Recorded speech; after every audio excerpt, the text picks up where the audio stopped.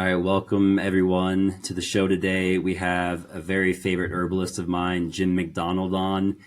Jim is a herbal teacher from Michigan, I believe, who I've been following for several years. I think the biggest thing I appreciate about him is actually his teaching style and how he teaches and approaches helping us newer herbalists learn these things and making it visual and fun. Jim is someone that I had to chase down through emails, and it's a good thing because we need our herbalists out there doing plant works and not sitting behind the computer all day. And so today, though, we have requested him to sit behind this computer and talk to us about some of the herb, knowledge, as well as just his story in general and all the different fun things we might bounce into today. So Jim, welcome. Cool. I'm so delighted to be here. You were the casualty of tabs. I had a lot of tabs open.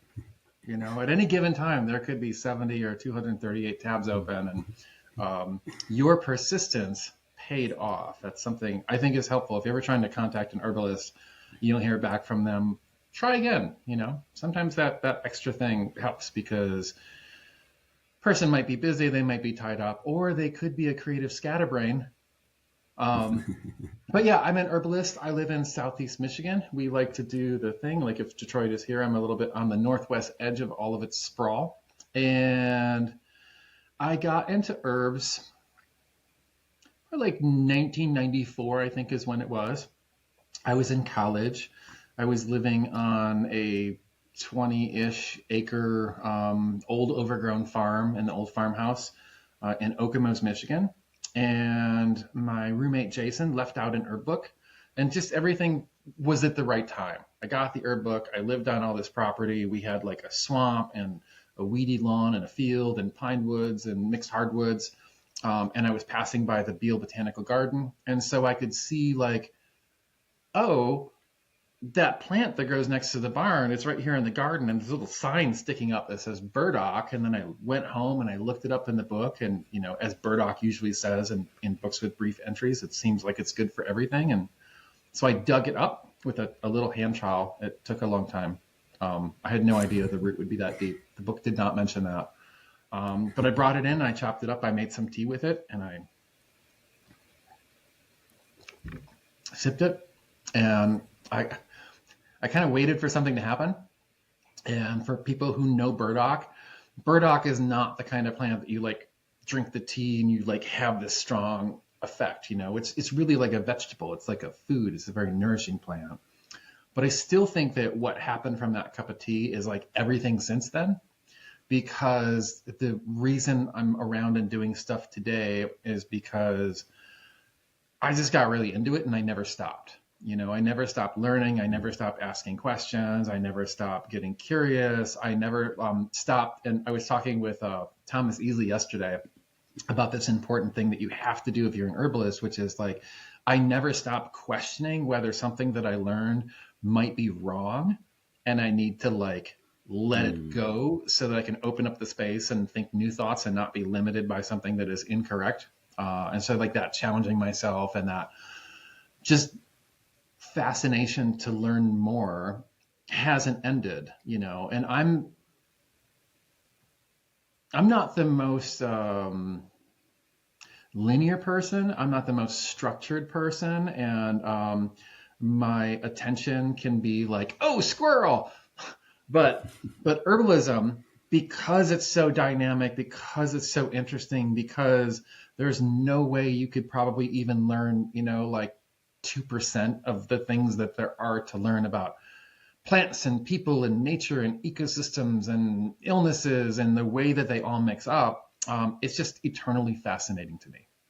Every once in a while, I think, because back when I was in college, I really wanted to be a musician. I really wanted to be like in a prog rock band.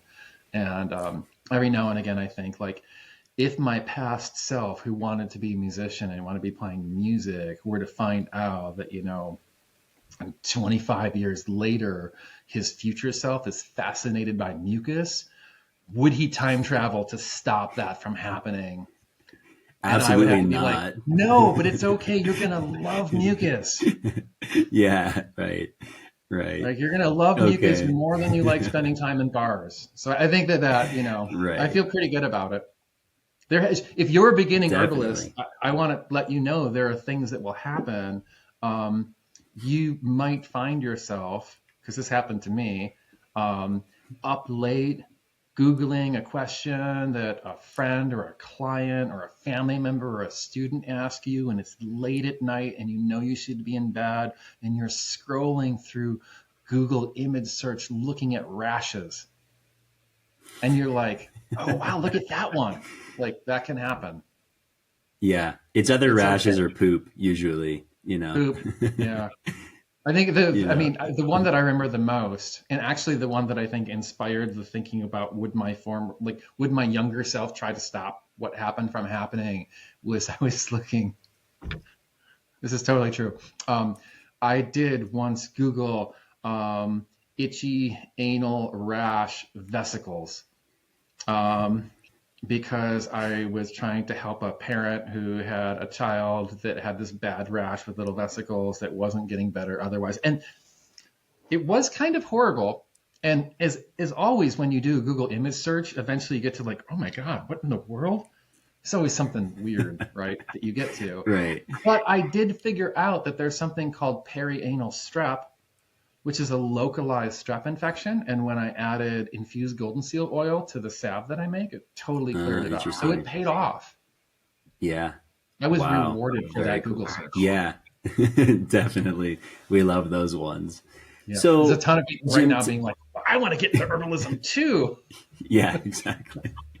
Yeah. So tell us a little bit, because I mean, there's I mean, if there's one thing that's clear about herbalism, it's that it is, no pun intended. I mean, this is evergreen, right? It touches every Mhm. piece of this existence in some way. I mean, even if we look at, all the old cosmologies, even a lot of the old, Hindu texts and all these things where in the modern, Euro American world, we've kind of stripped all those things down into this like reductionist science view, but really a lot of these ancient traditions are very much based on like plants and Yeah. local plant traditions and things like that.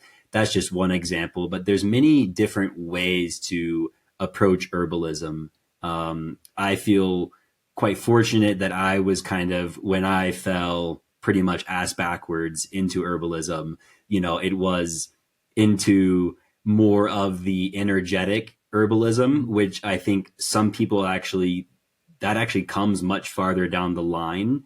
And so, there's ways to practice it from a much more biomedical, biopharmaceutical way and things like that. So tell us about what is the type of herbalism that you're, and again, understanding that we're all kind of this smorgasbord, right? But yeah, Right. I think you have a little bit of a focus that you do. So tell us about what that is and the meaning of that. So the biggest focus, and I like what you said. Kind of fell bass backward into this because people would be like, how did you decide to be an herbalist? I'm like, I didn't decide to do that. I just realized at a certain point that that's what had happened. You know, Mm-hmm. um, Oh, and a part of me, which is both serious and a little bit joking, but also serious, is like, oh, the plants. We're like, oh, we're that one. We that one is good. Let's keep that one and have him, do stuff for us. I believe that.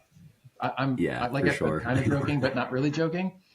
But I think what it was is that, that way that I started right from the get go, the first things that I started with were like, here's a plant that grows around me, and I learned something about it, and I'm going to like make it into tea and drink it and see what happens. And although eventually, I did find that the local food co-op had probably like Frontier and Star West herbs. I had to, if I had to guess what was in the bulk bins there, and I would get things like skullcap or valerian or whatever. Most of what I was doing was learning the plants that were growing on the land that I lived on, or at the different places that I would go hiking or walking. And so that connection to place was like, that's the Mm, thing that established it for me. And I don't think, had I learned about herbs, and at the time, went to the health food store and bought the little white boxes of Alveda tea with the little tea bags in them and made stuff, that it would have stuck with me. I think that I would have got distracted or bored or not engaged, but because I was so into like hiking and camping and spending time outside and like, sitting in a rainy meadow reading Theodore Roethke poems, and then be able to like be like, oh, what is this plant growing next to me? That was what really engaged me. And if I think about, and everyone's got their cosmology. There are people that believe in gods or goddesses or gods and goddesses or none of that. They like math or they like physics or quantum mechanics, or they're agnostic and they're like, there's something there, but I don't know what it is. For me, the thing that I think that ties everything together, and the thing that I think makes herbalism so permeated into everything, is that I feel like the ruling principle, or like not even ruling, just the principle that underlies and is everything that exists, is nature. And all the parts of nature have the whole of nature in them. And when we're using herbs, like that's what we're working with. We're working with the power of nature. And I know that sometimes people will get into this idea of like herbs and pharmaceuticals. And I think pharmaceuticals can be awesome. If you have a kidney infection and you can take antibiotics, that's probably a really good idea. If you have type 1 diabetes and you can get insulin, you have to do that if you want to keep living. A few years ago, I was really dramatically dying over in Scotland. It was a bummer. And really highly invasive medicine is why I'm talking to you today. So all of that stuff is great. But sometimes when I hear people that suggest that like herbalism doesn't work, I just think like only using common sense, that's not a tenable argument to make. Because if it was like the beginning of the 1800s that we extracted, I forget, 1804 maybe, we extracted morphine from opium and we had our first sort of like isolated chemical drug and not like a natural substance. At least in this culture. Other cultures may have done something differently or earlier or whatever. But it would imply that there was no medicine existed until people started like extracting individual constituents that didn't exist independently in nature, or synthesizing things that didn't exist in nature at all. And that just doesn't seem to make any sense to me. There's a concept that I think is really cool, which is the understanding that in nature there is interdependence, right? That everything is in an interdependent relationship with everything else. And that doesn't mean that competition does not exist within that system of nature, but it's not definitely the dominant thing that's happening. The dominant thing that's happening is there's interdependence. Everything is sort of like functioning and working together. And when you're practicing herbalism to any degree, but really especially like when you're interacting with the place that you live, it is like the real life, real time experience of that interdependence. And it's just really good for your spirit or soul or psyche or whatever you believe is how you perceive the world around you. And it's fun and just kind of awesome. And that's the part that I like about it. I want things to be fun and kind of awesome. That to me, right, it's important to me, right? That awesome is a cool word because it has the word awe in it. I know that we sometimes like, oh, that's awesome, and it's kind of simplified, but like it has the word awe in it. And another word that I love that really sums up the way that I work with plants is the word wonder, which is that I am both in a state of wonder over how freaking cool it all is, and also that I am open-endedly wondering about plants and health and relationships and nature and illness, and that act of wonder, the work of wonder, is more like an open-ended taking in and inquisitive learning rather than a like, there's a thing that I want to know and the answer is out there. And so I'm going to learn the stuff about it and then I'm going to know the answer and then I'll know this thing. Right. And that's fine. And again, that does happen in the process of learning. But also there's like maybe a problem with that in that I find that when people learn something, then for some people, it can be like an end for them. Like, oh, I learned about this and now I know this thing. I'm going to move on to the next thing. And that can potentially get you into a state where you stop learning about that thing because you think you know it and are potentially resistant to learning more about it or changing your opinion about it, or potentially like defensive if something calls what you know into question. So like I know this thing and then someone disagrees with me or they think that I'm wrong. And then like, I feel like I need to justify or defend my stance or my understanding or my knowledge, my knowledge. And really I could be like, oh, you think there's something different? And maybe if we talk about it, I might not end up agreeing with you, but it might open up ideas or doors to sort of like expand my state of wonder and then everything will be cooler. And so that's really where I'm coming from. And when I am teaching about herbalism, that's really like the guiding principle, that it's not so much like, I know these things, and if you come and take classes with me or study with me, then I will let you also know them. It's like, oh, here's where I'm at in my wondering, and I'm going to share that with you. And wouldn't it be great if you like ask me questions and, share your stories and experiences. And then that allows my state of wonder to grow and go in different directions than maybe it would if I was only thinking about it myself. And so in that regard, I like the idea of like learning with people or studying with people rather than this idea that like, oh, I'm going to teach you this or teach you that. And then some people will be like, yeah, you still do most of the talking. Yeah, no, it's, man, talk about fodder for the mill. I mean, it's, yeah, it's funny just to one thing that you said, because I was at a dinner recently and we were saying a prayer and, I think the person mostly acknowledged the farmers and the people. And I thought, that's great.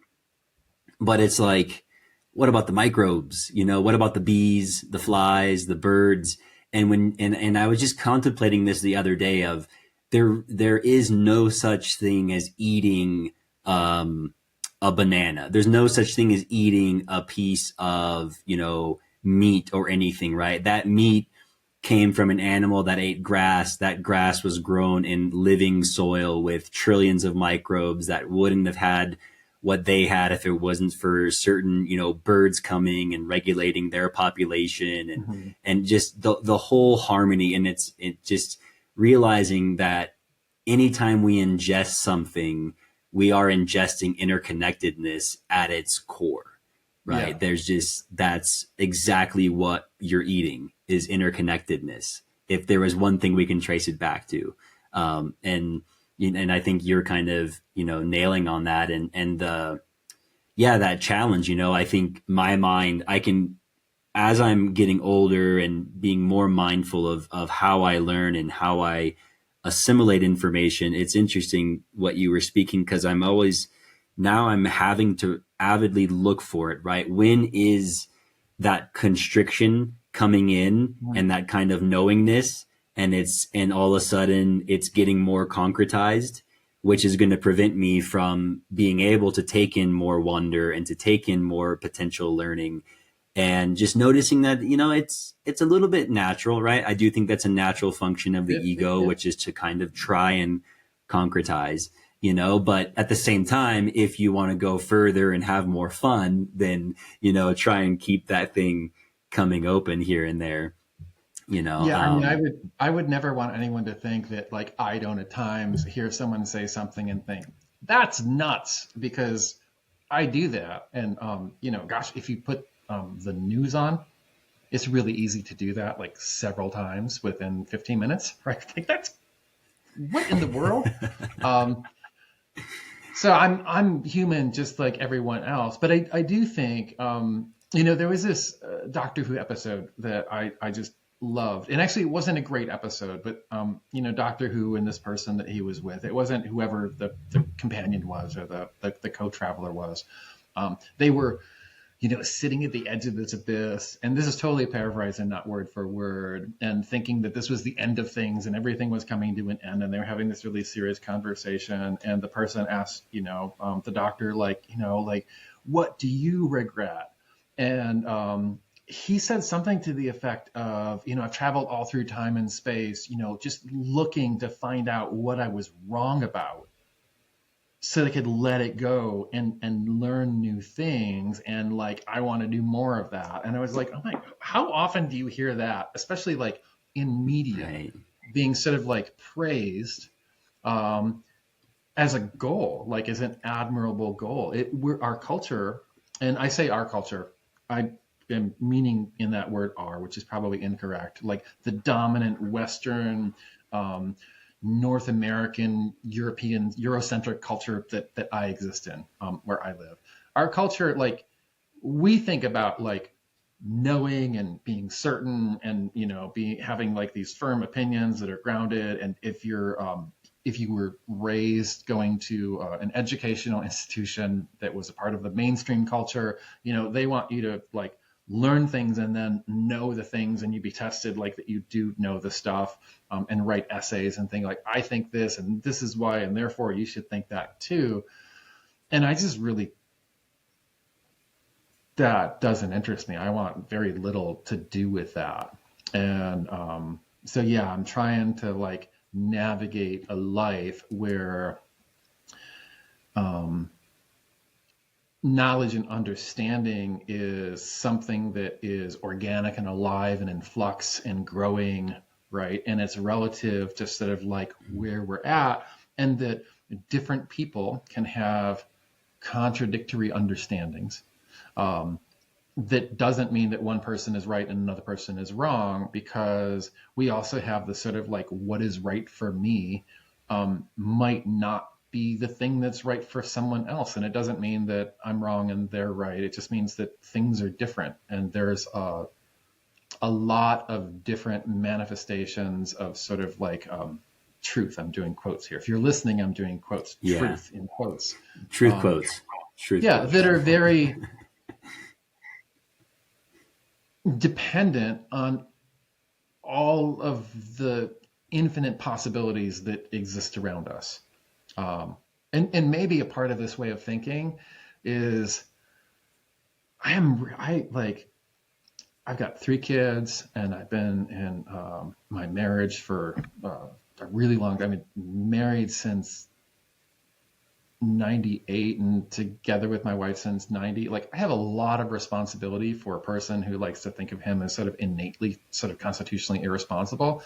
I don't want to add responsibility of having to be right for like all other people and all, like, I'm just like, oh wait, like, what I want to do is be like, this is the understanding that I have. This is my perspective that I approach herbs and nature and people and health with, and make that, through teaching and through writing and through doing videos, like make that available. And then my hope is that with the least amount of marketing by me, people will find that and be like, oh, that way of relating like works for me and I connect with it. Like, that to me is like the perfect person to learn with and to study with. And then someone who's like, oh, he seems like rambly and unstructured. Great. There's other people who would be better for that person to learn and study with, right?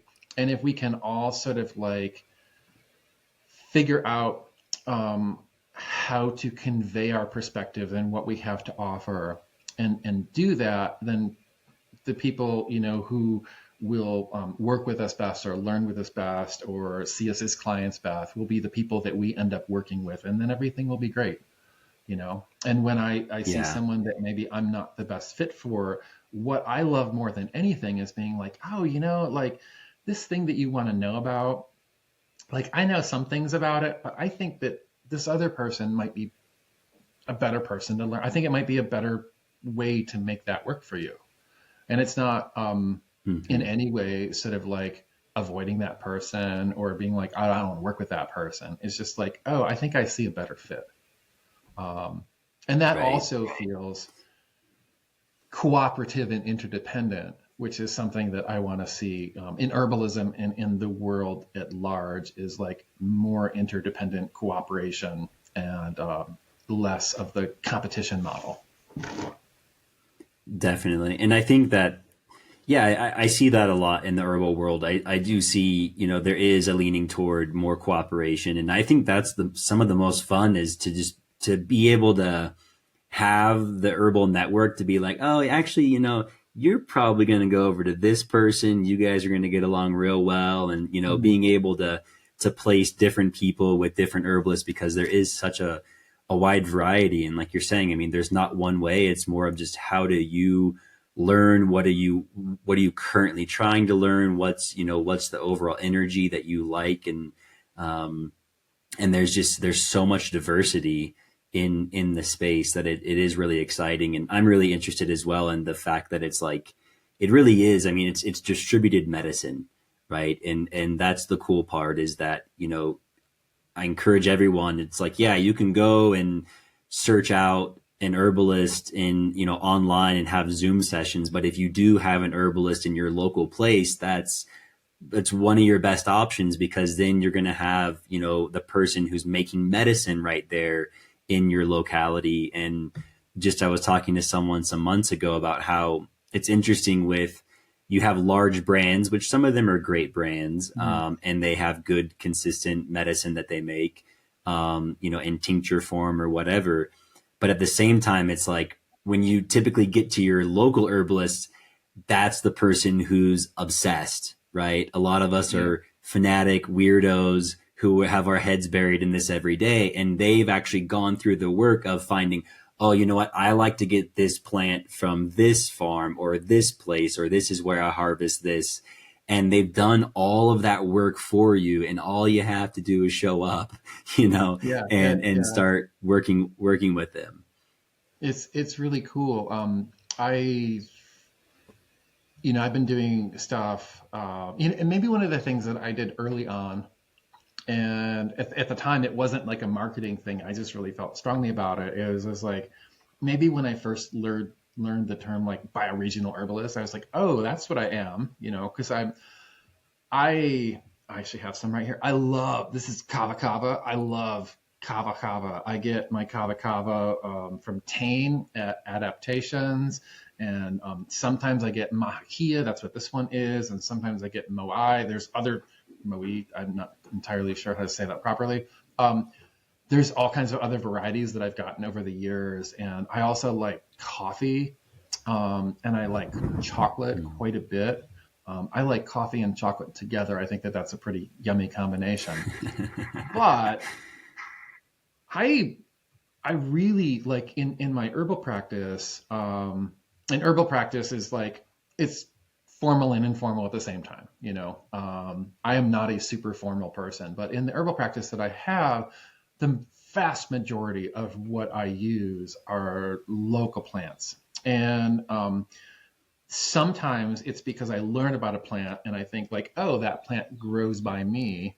I'm going to figure out whether I can collect it both sustainably and also ethically. And to me, those are two different things. There are some plants that are totally sustainable to gather, but the way that someone gathers them might not be ethical. If you find a plant that is invasive, and you're just treating it like a terrible plant and ripping it out of the ground, or if you find a plant that is maybe like non-native, like plantain, but it's naturalized and it's not really taking over everything. And, the native plants aren't going to grow in a lawn anyway. And you pull every single leaf off of it. It's like, well, that's sustainable. It'll probably grow them back, but that's not super ethical. Like, why would you do that? Pick a few leaves and pick another few leaves and pick another few leaves from different plants and don't take too much from one. but I got really into this. And the other way that I came to it was like there were plants that grew around me that I wondered about. And sometimes I'd be like, oh, or other parts of plants, you know. One thing that maybe I'm fairly well known for is sort of like promoting the use of New England aster, Symbiotrichum novae angliae, as a respiratory relaxant and something that I found to be pretty commonly helpful for asthma. Not going to cure asthma. It's not going to make every case go away, but I see a lot of benefit to taking that.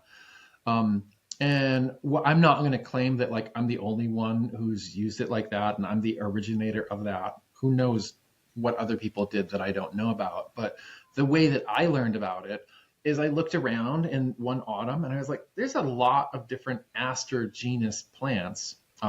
This is before that I knew they were changed over to Symbiotrichum, so they were all asters in my field guide. You know, there's calico aster and flat top aster and heartleaf aster, and in Michigan there's a lot of different asters. Not aster family, but at the time what I knew as aster genus plants. And I was like, looked them up in my herb books, and there wasn't really stuff about them. And I just wandered around. I knew that they were not toxic, and that's a really important consideration. Don't eat things if you don't know that they're not toxic or you don't know what they are. But I just walked around nibbling on aster flowers and leaves like that whole late summer and autumn. And then when I tasted the New England aster, I was like,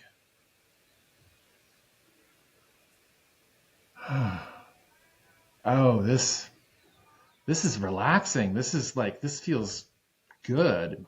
And then that prompted me to make a tincture of it. And then I really felt the respiratory relaxant action from that. And then I just started having people try it.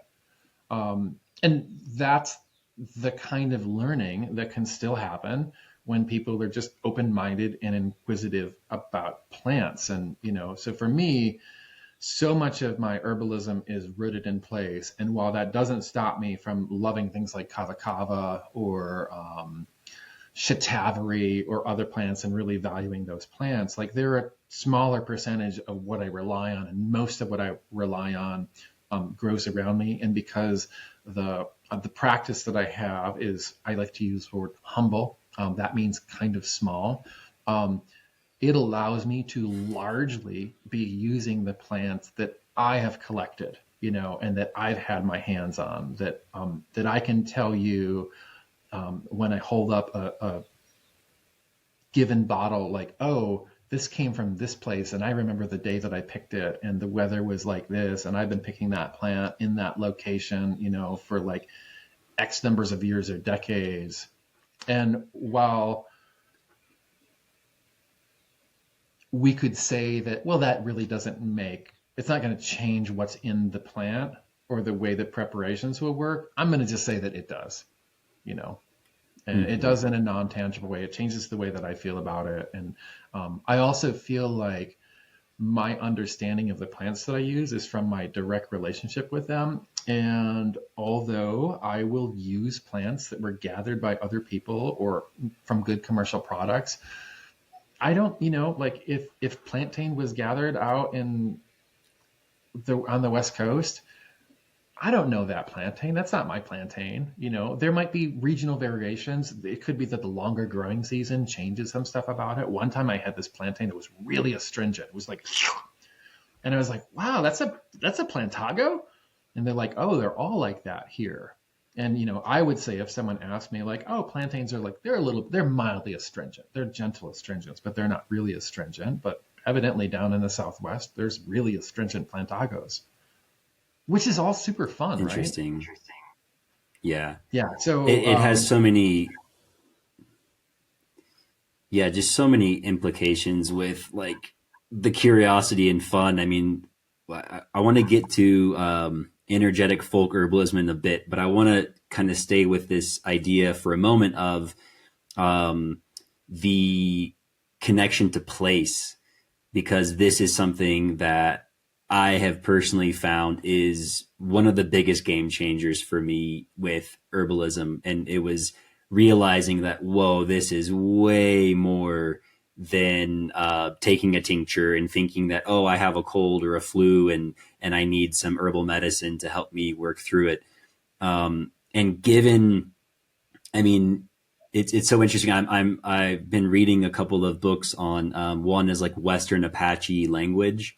Hmm. Another one is on Navajo language, and just looking at how they actually, like, what the literal translations of things like health or harmony or these other ideas were conceptualized within those cultures, because it's very clear that that again, we'll call it our culture, which I don't really think you and I are super Right. subscribers on that. You know, it's like we're kind of unsubscribed, but still within the big pot of it. It's that for most, if I would, I don't want to say all, but for the vast majority of ancient and indigenous civilizations, connection to place is fundamental across all Yeah. of these cultures. And considering that we live in a world where we are told constantly that, like, oh, we're more connected than ever, but the truth is we're not at all. We may be connected more than ever on a human to human, very basic communication level of, like, I can send you an email from across the world. But in I know what terms you ate of last night. the, yeah, exactly. Like, but in terms of the relational aspect and just looking at, like, I mean, I want to do a better job of explaining this, but, like, to have a relationship with a piece of your land that you know that you're waiting for, of like, oh, that plant's coming in a couple of months. What's it going to be like this year? How's the flavor going to be different, right? The birds, who am I here singing today? And, oh, what does that tell me about where I am in the living calendar? Are we coming into spring now? Are we coming into winter, based on how the sounds are changing, how the different plants, and all of a sudden you start to experience this extraordinarily deep and vast level of connection to all beings. And that's why even a lot of times I'm noticing I'm getting more and more fickle and picky about language, because, like, nature is such a broad basic term where it's like, Mhm. no, it's like the 20 birds that are in your area, do you know their songs, right? The 15 medicinal plants, do you know their rhythm, and do you know the dance of the trees, and all these different things? And it's just so much more than I have an anal rash that I need to get rid of. You know what Right, I right. mean? Um, so And so, just yeah. that last couple of minutes of you talking has me, like, I've got all kinds of different directions. So one of them is that there's a set of books. So if you live in, like, an eastern mixed hardwood forest, or a lot of, say, like, the northeast to the Great Lakes bioregion, and maybe into, like, a little bit down south in Appalachia, probably other places, but this, I feel like there'd be overlap. There was a naturalist in Kalamazoo, Michigan, maybe like 2.5 hours west of me. He passed on now, named John Eastman, and he wrote some books called the Book of Swamp and Bog, and the Book of Field and Roadside, and the Book of Forest and Thicket. I think those are the three books. And they're plant books, but they're naturalist books. So when you look up a plant in them, he's discussing the plant in its relationships to other things. So rather than saying, like, oh, buttonbush, used to be used as a bitter antiperiodic, which you might find, Cephalanthus is the genus of buttonbush, that you might find in an herb book. He's like, oh, if you see buttonbush and a leaf is wrapped up like this, it's because a certain kind of caterpillar, that's going to turn into a certain kind of moth, favors this plant. And, like, oh, when you see this gnarly formation in, a branch of this particular plant, it's because of this. And, like, oh, these are the different little wasps that cause the different kind of galls in the goldenrod you have. And those books Mm, don't teach me really about what I'm going to, the virtues that I'm going to find in the plant and how I might apply them to people. I'm trying not to use the word use, although I'm human and sometimes use is just, like, the right word to say. It's hard to say, like, yeah. 16 words just to avoid the word use. but I just want to have that not be the only word that I make use of. And so that book is really incredible. That was those three books are really incredible. So that was one thought I had about like learning about the interdependence and the relationships to everything. And then I was also thinking about, it was maybe last year or the year before, and I was in a park that I do a walk in every year and have for like 25 years. 25 years. I'm doing at least one, sometimes three walks at this particular park, and I will stop in the same patches and stands of plants to talk about them. And I was just talking about the blueberry and the wintergreen and the sassafras, and everyone was sitting around. And as I was talking, a part of my mind that is active when I can be talking about arbutin in the Ericaceae family plants and the blueberries and the wintergreen, another part of my mind was like, wow, you've been sitting in this place talking about this little stand of plants, which is like they're some of them are the same, plants, and some of them are the children of the plants that you started talking about for like a quarter century. You are a part of the seasonal cycle of this place, like you coming and bringing people and like speaking on behalf of the plants. And I was so like, it was so powerful to me and so humbling. And it doesn't follow very far that it's like, oh, and that's like 25 years. And you could make it sound more impressive by saying like a quarter century, right? But then I can think about the indigenous people. So like in the Great Lakes region, there's many different individuals that may be a part of many different tribes, but the Anishinaabe would include a lot of them. And they've been having that experience, not just with themselves, but with their ancestors for generations untold. So we probably can't easily count back and know how many generations that is. And I think about that, and it is both mind-blowing, right, to think about, like, when I think about my 25 years, how I'm like sort of like amazing and supportive and like kind of wonderful, wonderful, full of wonder, that makes me feel. And then I can think about, this is a friend of mine, my friend Nathan Wright, who is an Anishinaabe herbalist in Michigan. And, he is a part of, the lineage of his tribe and his family going back who knows how long. And when I've gone out I got an opportunity to just sort of like go out into the forest with him. We've been trying to get together for a long time, and I thought it wasn't going to work because every time I'm upstate, he's not. Every time he's downstate, I'm often not, or one of us is busy. But a few years ago, we had this opportunity where I thought he was going to be out of town, and I called him on a lark, and he's like, oh, actually, my plans changed. Do you want to go out in the forest with me? And I was like, oh, absolutely. Like, there's no way I'm going to pass that up. And just, seeing him move through that forest was astounding, and it wasn't like he specifically did this or that. It was just sort of like the step back view of like, oh yeah, he is just a part of this place. Like him moving through this forest off trail, to go and, clean up the signs that he had been there harvesting some bark, because he didn't want there to be, I think as he said it, like parallel, tree trunks of bark that he was going to spread them around, which is also super cool.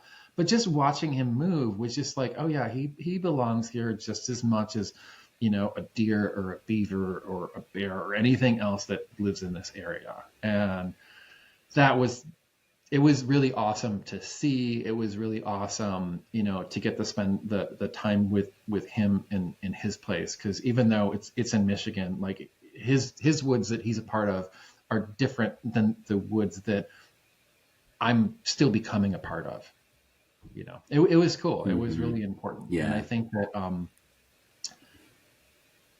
I'm really grateful to sort of be able to, have him as a friend and have him as someone that I'm able to learn stuff from, um, because he just has sort of like this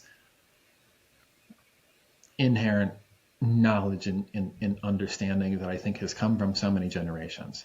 And that's not to say, hi Nathan. Yeah. It's not to say that everything Nathan says or thinks is right and is possessed of this like, oh, because I'm this, then I like my wisdom or understanding trumps all. And he would be the last person to say that. But just the that connection. And if I go back and I think about how much I love the land that I live in, a part of that is having a lot of gratitude to the people who have been the stewards and the caretakers of this land since like long before I or my ancestors got here and didn't do as good a job. Yeah. No, for sure. It's beautiful. It's beautiful to hear. And I think now is really, that's a core part of my fascination is, like I'm just, all of it. I remember reading, I can't remember the guy's book. He's from New Jersey. He wrote Tracker, but he was trained by like, his buddy's grandfather was Apache, I believe. Mm-hmm.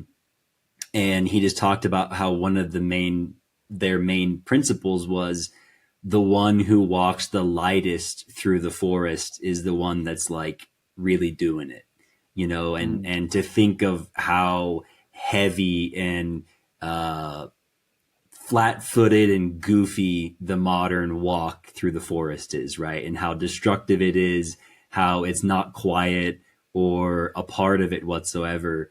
And to have that, like you said, oh, he's just actually a part of this. He's not separate and he's a part of it. And it has so many different, we're in such a stage now where actually there's so many people that it's like, oh, we're bad for this earth. Mm-hmm. But for most of time, it's probably not necessarily the case, right? This is probably only about 1,000-year-old development that we're really, messing things up in a lot of ways. But before that, these principles of harmony and interconnectedness and moving through the land in these ways, and it's still alive. It's still here today.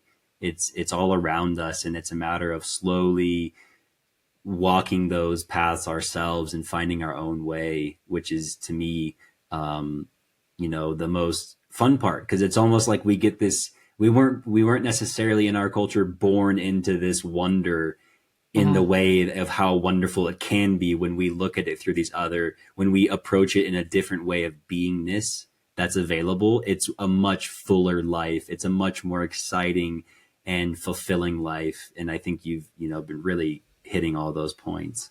Yeah, my childhood is like it is not filled with nature, and my parents weren't into. I grew up in like the 1980s suburbia of like the sprawl of Detroit, subdivisions and mowed lawn and landscaping, and there was the field behind my house was like the field, and if you walked or rode your bike to the woods behind the elementary school, it was like the woods. And yeah, I spent time out there because it was the 80s, and you basically just left your house and came back by dinner time, hopefully, if you didn't want to get in some kind of trouble. But it wasn't something that I grew up to. There was like, and it was before I got into herbs. It was actually, this is a sad story with a happy ending. I was actually bummed out about this woman that I was really digging on and had kind of dumped me, and my friends had gone out to the local park, but they were at like the beach, and so at the beach you had, because it was the 80s, you had people playing like their rap and their hip hop, and you had people playing like Rat and White Snake and their little cassette boom boxes, and then you had maybe like Michael Bolton or Richard Marx playing somewhere else, and people were trying to who's got the loudest radio, and everyone's crammed up on their small towels.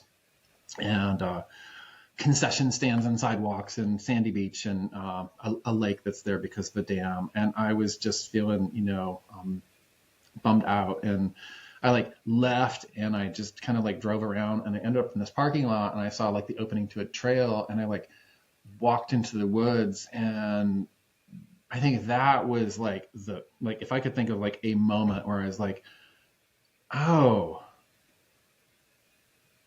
I don't feel good. Like I feel sad and distressed and upset and I don't know what to do. And I got into this wooded area and I was like, oh, it's okay. I'm going to be okay. Like I didn't have to pick anything. I didn't have to make a tea. I didn't have to nibble on a dandelion. I was just there.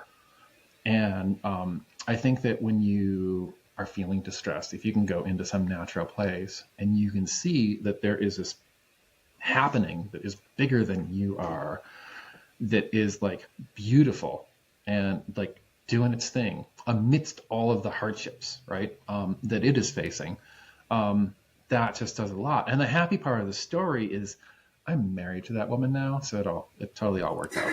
It's very Epic. It's a good story. It's inspiring and it has a happy ending. I still totally dig her, so that's all great. I have a question for you, though. That's awesome. Yeah. I think, despite my best attempts to like stop all the potential noise, my kids are away, my awesome wife is away, and I turned off the furnace so that it wouldn't kick in, and the well kicked in before we started. But I can hear a cat meowing above me. Can you hear that? You have headphones in. Can you hear that? I could hear something. Is yeah, everyone like thinking wait, while pretty you're watching faint. this, like that guy should handle his cat? What is going on? I think there's like a closed door above. The cat gets treated really, really well. Something. If you're hearing that and thinking the cat's ignored or maybe doesn't have a good life, and like, how can I like this guy if his cat is so unhappy? It's like that's just the cat. I actually thought possibly it was a newborn baby for a second earlier. No luck. I was like, Jim did not leave the baby for the podcast.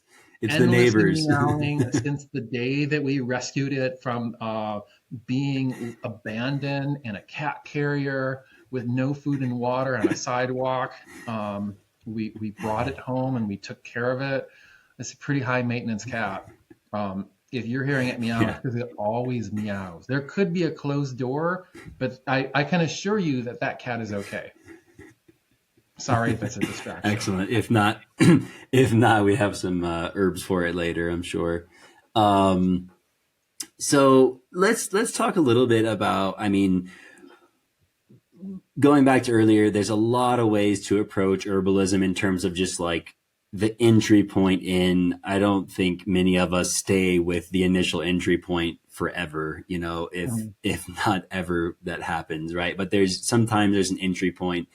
And so you teach, I guess, if you were to summarize it, you would call it energetic folk herbalism. Is that right? That is the best, if I have to come up with a short little phrase. Language. That phrase works the best.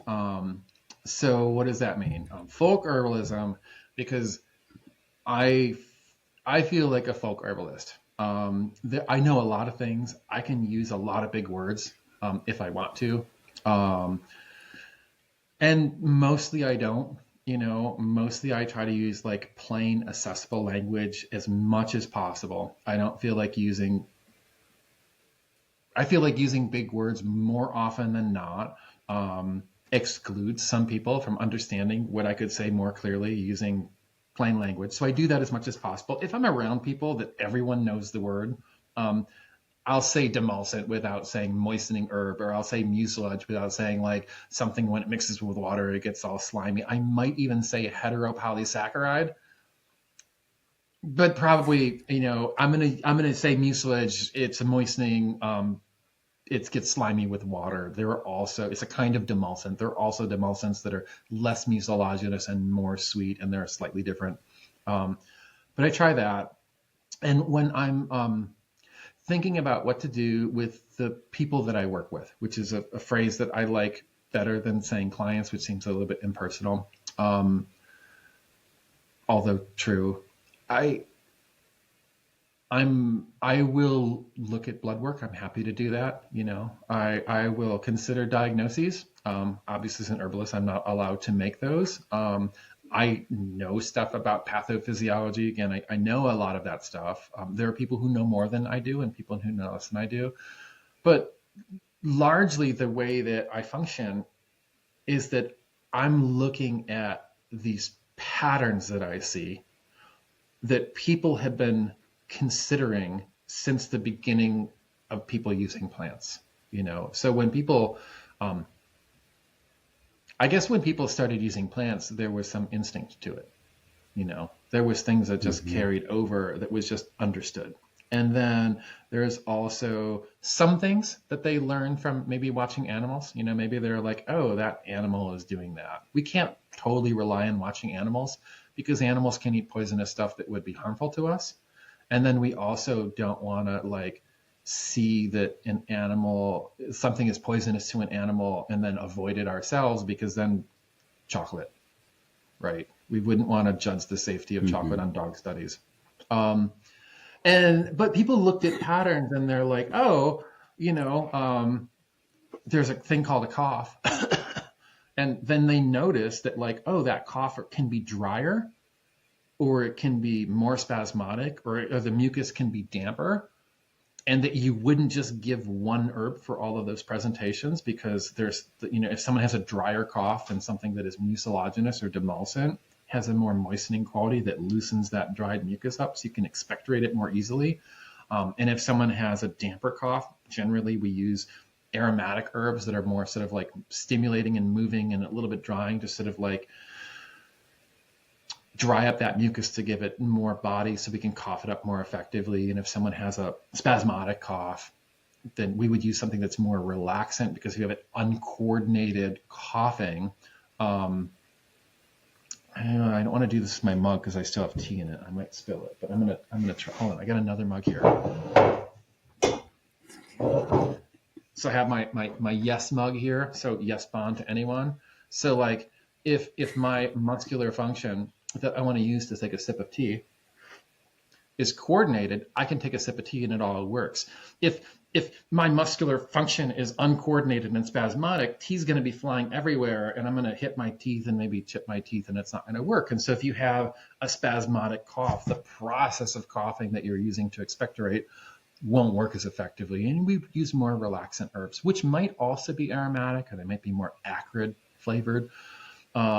And so this connection to presentation, the way that someone has a particular thing like a cough, or the way that different people's UTIs might feel different. One might have more burning or scalding urine, and one might have bladder spasms.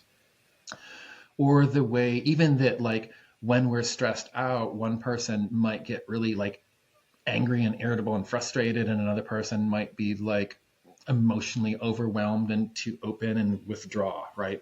All of these different presentations, different systems of medicine, Ayurvedic medicine, what Chinese medicine, what I like to call Mediterranean medicine, and what most Western herbalists would say is Greek medicine or Galenic medicine.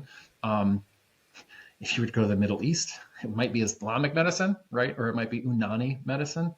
I think we can just say Mediterranean medicine. And I think lots of other medicines by cultures that didn't write stuff down.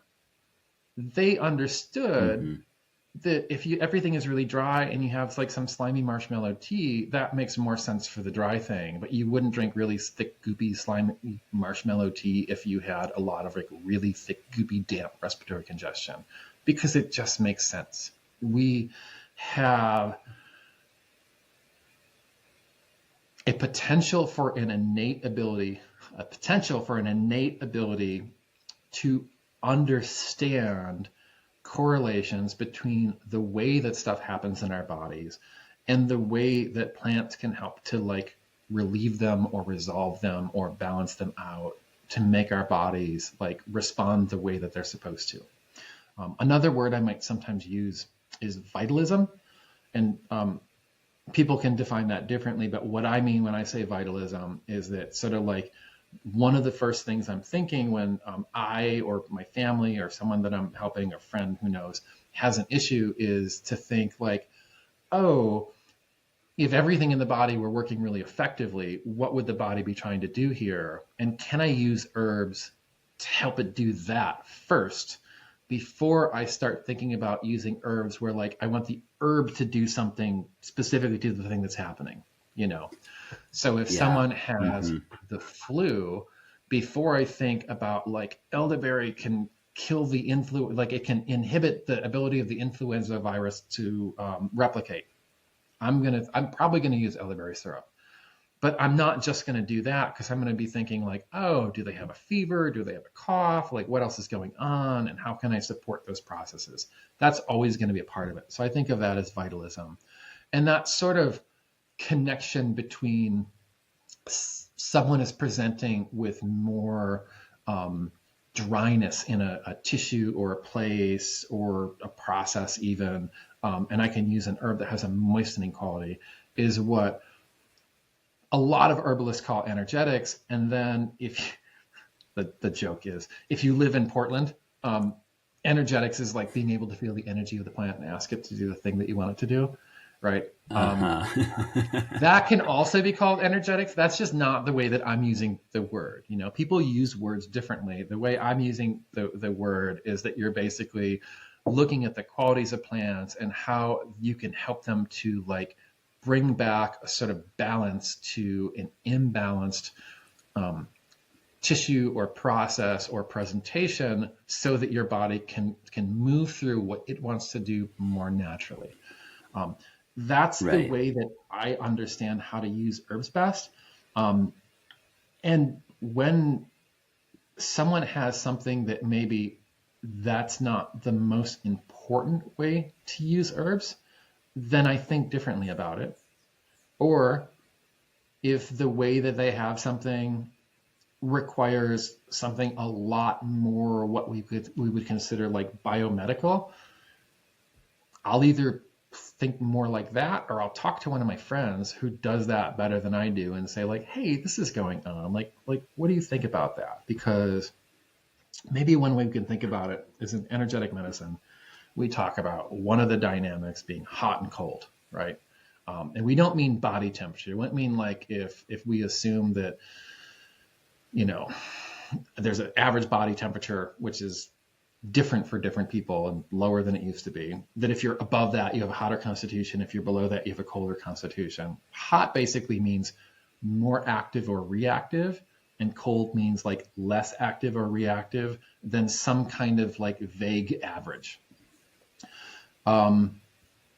Hyper and hypo is, and this is kind of at like this cellular, like more metabolism level of just like how the whole body is operating, or it could be all kinds of different things. So it could be like a process like the fever response. So if someone's spiking like really hot fevers and like their symptoms are really intense, even though fever in itself is an elevation of body temperature, if that process is sort of like exaggerated on the more intense side, that would be like a hot fever. But if someone has like a low grade fever that's not quite getting up, again, let's say they have influenza, because I know the temperature here, like influenza dies at about 100, 101, let's just say 101, without any white blood cell touching it, just dies from heat exhaustion. That's not factually correct. That's an analogy.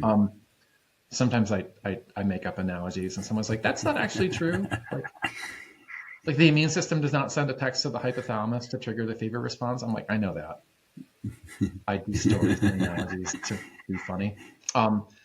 If your fever is like a 99-degree fever and you have an elevation of temperature, but your temperature isn't able to elevate enough to actually be functional and fight off the infection, then even though your temperature is raised, that's still a hypofunction and still would be considered cold. Inflammation is the same way. Sometimes inflammation is like, if you've ever been around a fire made of like pine boughs and dried pine wood, and it's like burning super hot and snapping and crackling and popping and embers are flying everywhere and you can't get anywhere near it. That is like hot inflammation, really flared up, hot, acute inflammation. And sometimes inflammation can be like smoldering low grade, like if you try to start a fire with wood that hasn't been seasoned or isn't dry or has been rained on, and you're trying to get the fire going and the fire gets going, but it always wants to die out. Like it's not burning hot enough to be functional to like warm you up or to, roast whatever you're roasting on it. And so we can look at that process of like hot and cold and see it be present in people. But sometimes, and how it relates to herbs is we'd say like, oh, if someone has a colder presentation or a hypo presentation, we would tend to use more warming or stimulating herbs. And if someone has a hotter presentation, we would use more like cooling or sedative herbs, not like central nervous system sedatives, but things that are like sedating that overactivity. But if someone feels physiologically really chilled, they might also be iron deficient, right? So like feeling cold is a sign of iron deficiency. And I can't give someone ginger and resolve their iron deficiency. They need iron. Or if someone has a hypothyroid condition and they're feeling chilled and cold, I'm not going to resolve their hypothyroid conditions by just giving them ginger. So like using energetics in medicine does a lot, but it can't do everything, because energetic herbalism is about using, warming things when things are cool, and moistening things when things are dry, and relaxing things when things are tense, and astringent things when stuff is lax. But it's not really like doing nutrition. And so if we have a presentation that could be interpreted energetically, but it's from a nutrient deficiency, we don't give ginger or cayenne or whatever warming herb. We would want to give that person iron. If someone has a thyroid condition, sometimes the right thing for them to do is to take thyroid hormone, even though it's not quote unquote natural, because that's actually the thing that goes back to that vitalist principle, is like, what does their body need? What their body needs is thyroid hormone. And for some reason, maybe because of autoimmunity or maybe because of some damage to the thyroid, they're not able to make it. And then taking it makes the most sense. And that can be an ideological struggle to some people, because a lot of people have interpreted the word holistic to mean everything but conventional medicine. But holistic has the word whole in it because it means all the different options. And we want to consider that. We want to consider that among the options, and then choose conventional medicines or conventional medicine when it makes the most sense, right?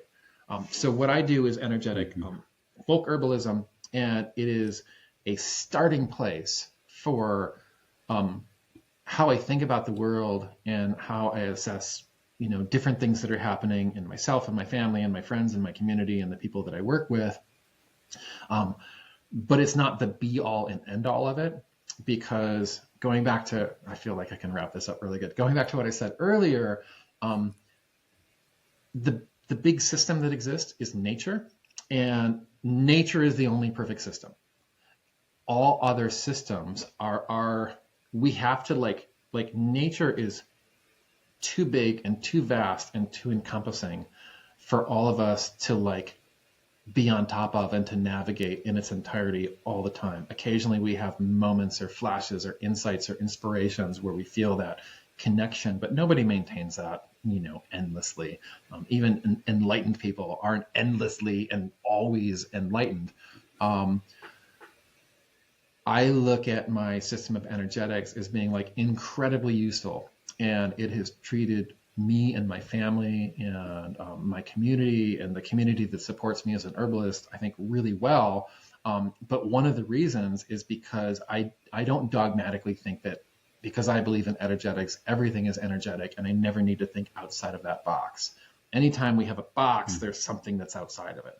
Anytime we come up with a structure, something that just doesn't really fit into that structure, and the structure could be like Western 12-tone music.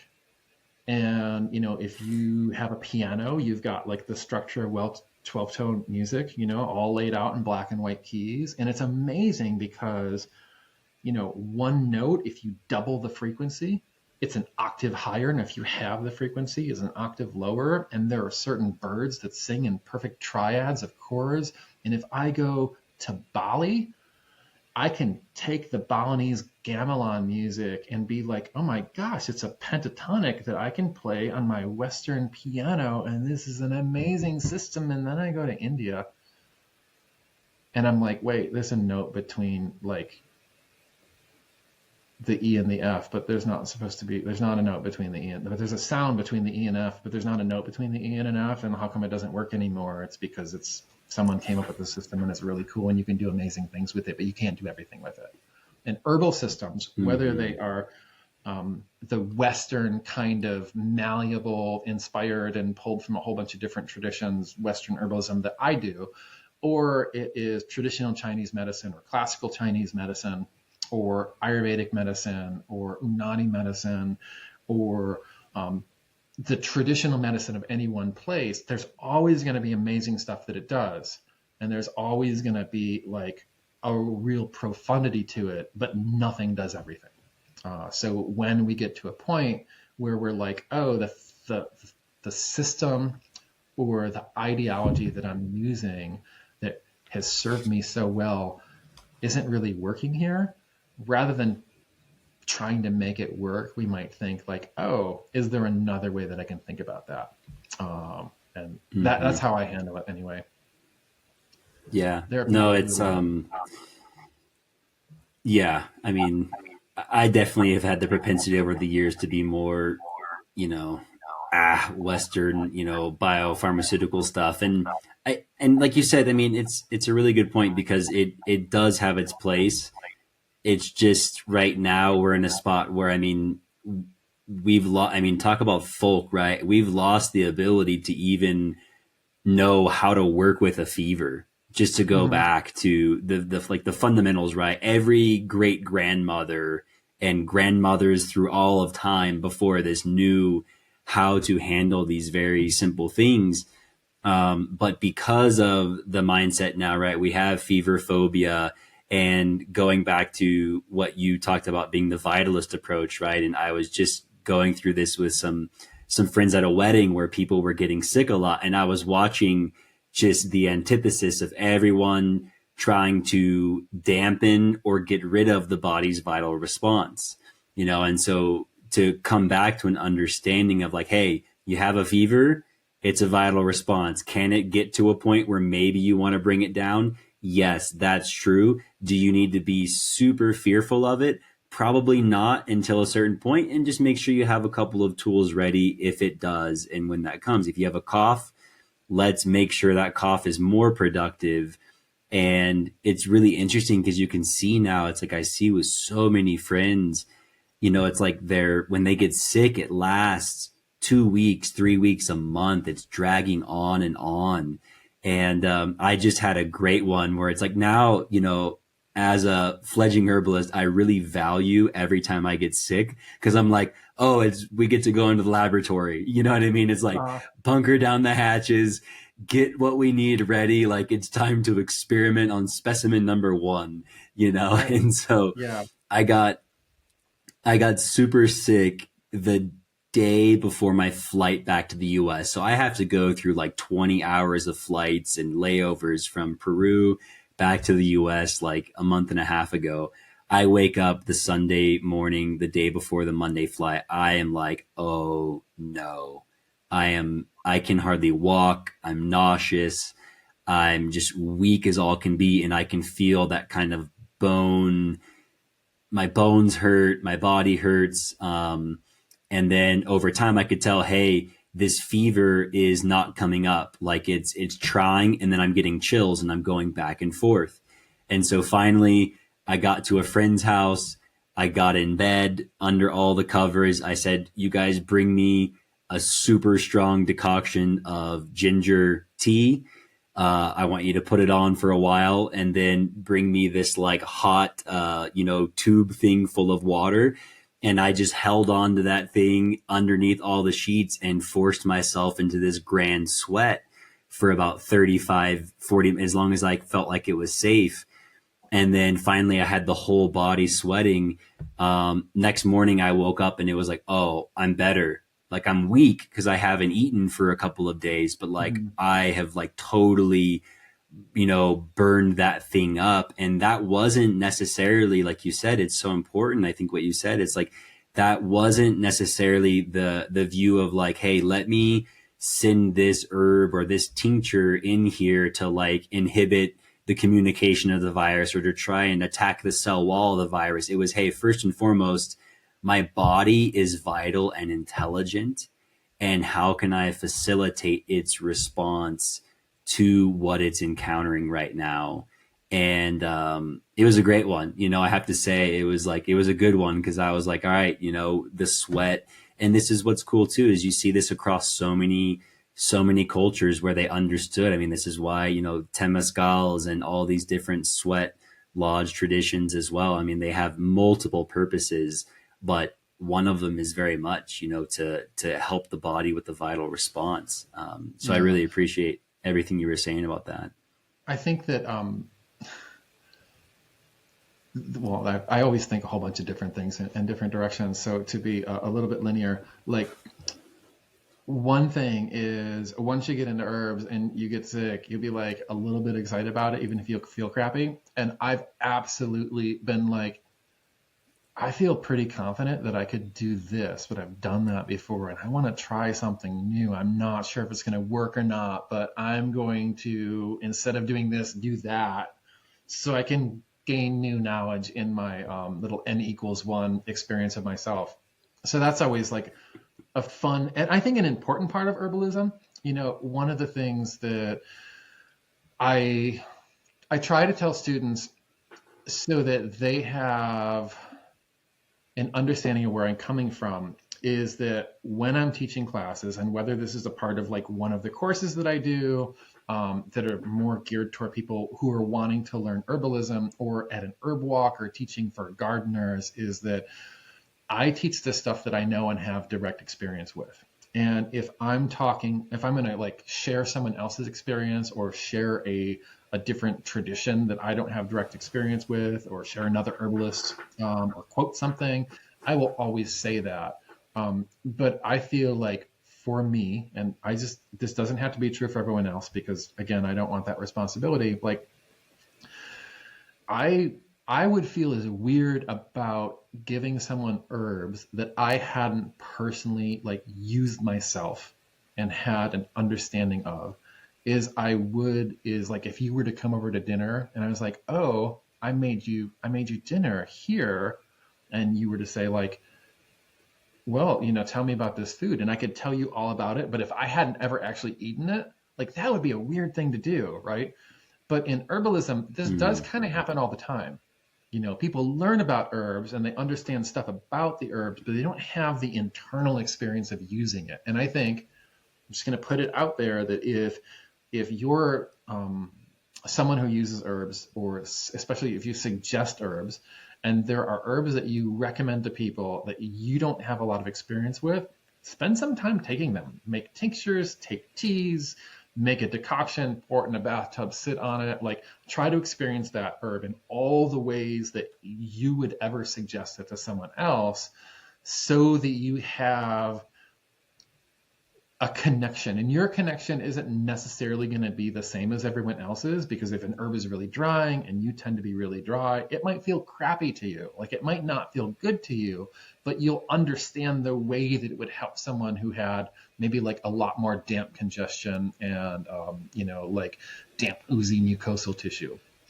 So that's Hmm. like one thought I have. And another thought I have, like on more of a cultural level, is there is a lot of ways the dominant, sort of like North American Eurocentric culture has problems. But I think in terms of my work, um, helping people with herbs, one of the biggest things is like people just don't understand the basics of their body and how their body works. There was a point in time that shocked me, and I found out is amazingly common, is that people really don't even know where their stomach is, because your stomach is like here, not down here in your belly, where your intestines are, but because we use the word stomach ache to mean that your intestines don't feel good, there are a ton of people who think that their stomach is there. And I've met people who had intestinal issues, went to the doctor, told their doctor like how terrible their stomach felt, and they got like proton pump inhibitors for stomach issues that they did not have because they didn't have enough understanding of their body and how their body works and how fever works, or like what's happening when we cough, or just, not like fine detailed nitty gritty stuff, right? Everyone doesn't need to be an expert in all of the pathophysiology that's happening when we get sick, but like a basic understanding of like, oh, this is what's happening. If I have a dry, unproductive cough and I'm coughing and coughing and coughing and not getting anything up, and then maybe I talk to Jim and he suggests I use like a tea of plantain and mullein and marshmallow, and now all of a sudden I'm coughing and I'm getting stuff up. That actually doesn't mean that my cough got worse. It means that I wasn't having a productive cough and I wasn't expectorating, and now I am. And if I do that for a little while, I might get everything out and then stop coughing because I don't need to anymore. But because of poor health education, a lot of people, they'll think like, oh wait, now I'm seeing mucus, and I think mucus is bad. Like mucus is not bad, right? I think mucus is bad though. People talk about mucus is bad because the only time they ever think about it is when it's too thick or too runny or too dry.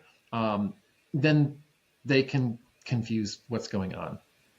And so, again, when I'm teaching, I try to use as much plain language and explain stuff so that people can understand what's going on with them. And anytime that I'm working and making suggestions for an individual person, I always want them to understand in language that works for them my rationale for my suggestions, because they're more likely to follow through, especially if something doesn't work right away.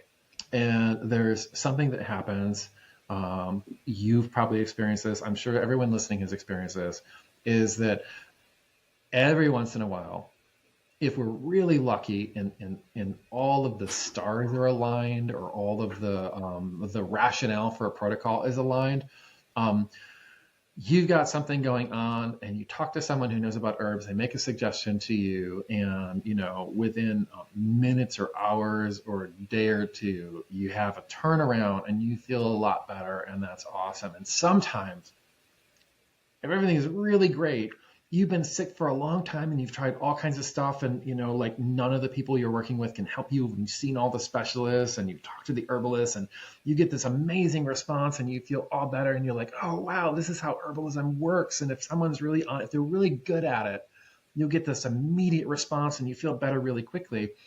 Except that like a lot of times that's not what happens. A lot of times it's like, oh, you've had this condition for months or years or sometimes decades. And in order to change the learned habit, because your body, if it does something for a long time, it learns that response and habituates it. In order to change that learned habit, you probably have to like change your behavior. Maybe you need to exercise a lot more. Maybe you need to think about breathing more deeply, or maybe you think about like not getting so mad and tense that you explode and yell at everyone around you, or slam doors, or break stuff. And maybe you need to stop eating something or start eating other things, or think about taking some supplements. And maybe the teas or the tinctures or syrups or oxymels or whatever you're taking, like you need to be taking them for like weeks and months, and they need to be tweaked and adjusted as your condition changes.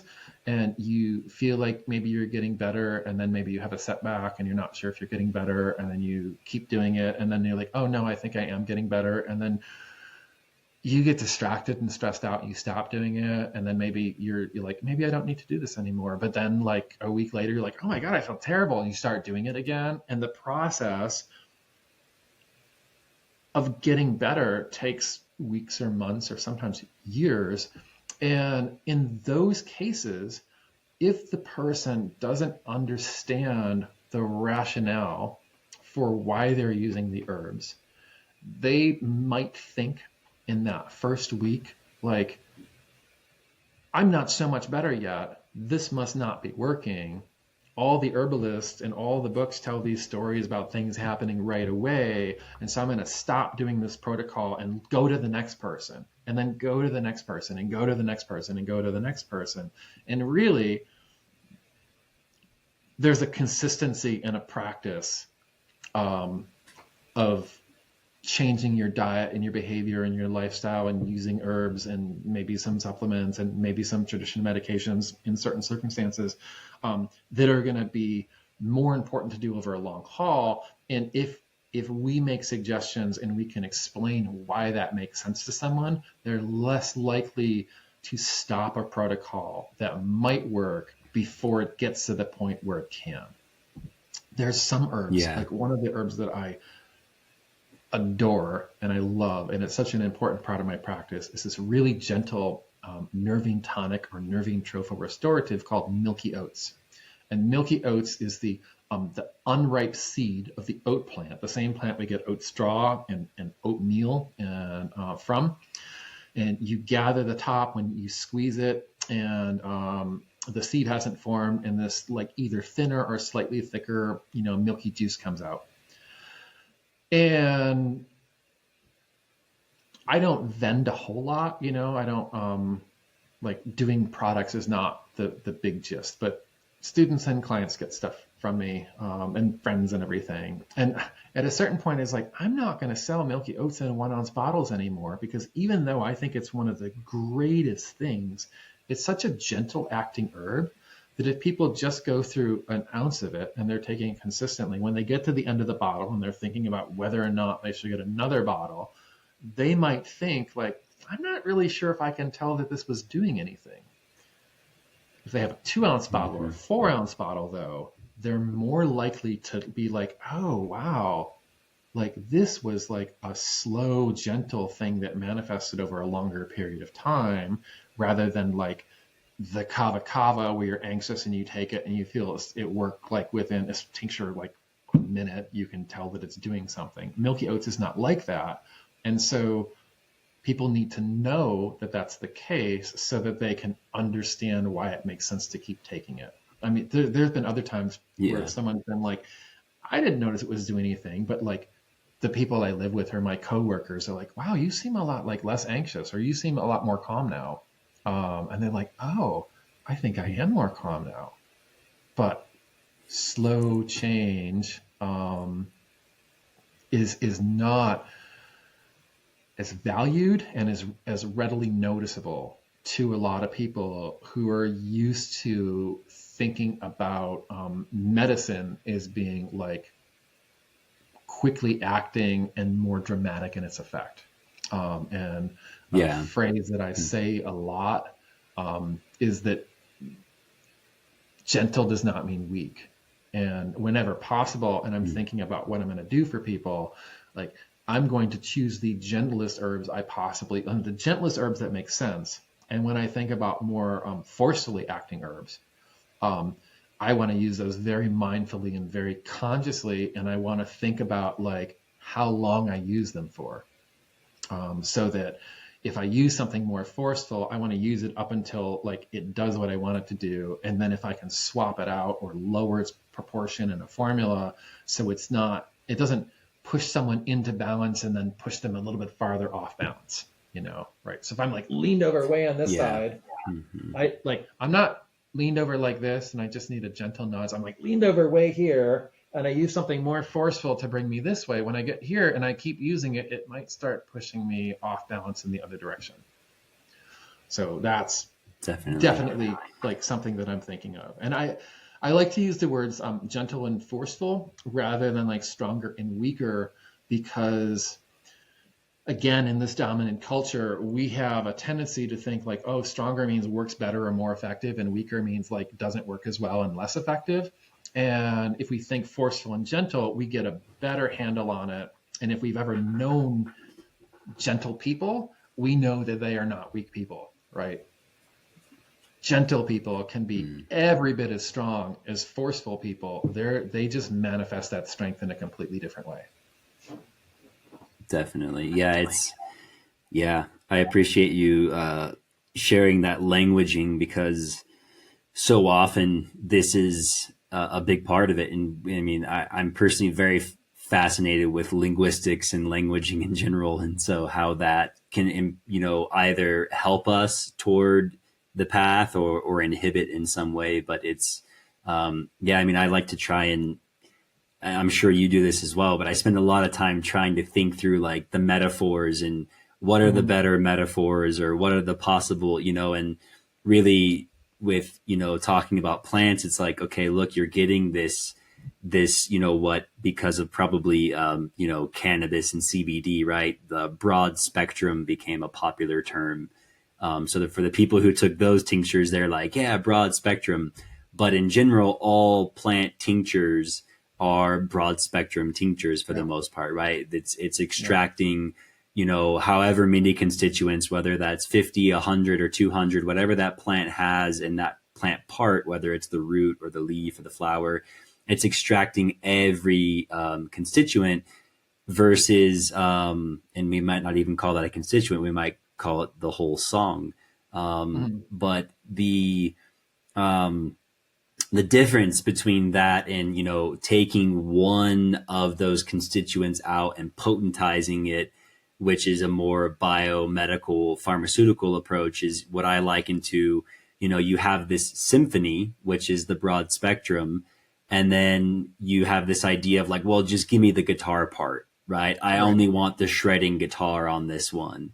And how the symphony is not, like you said, it's more melodious, it's more full, but it might be more gentle than the guy just like shredding your face with the guitar.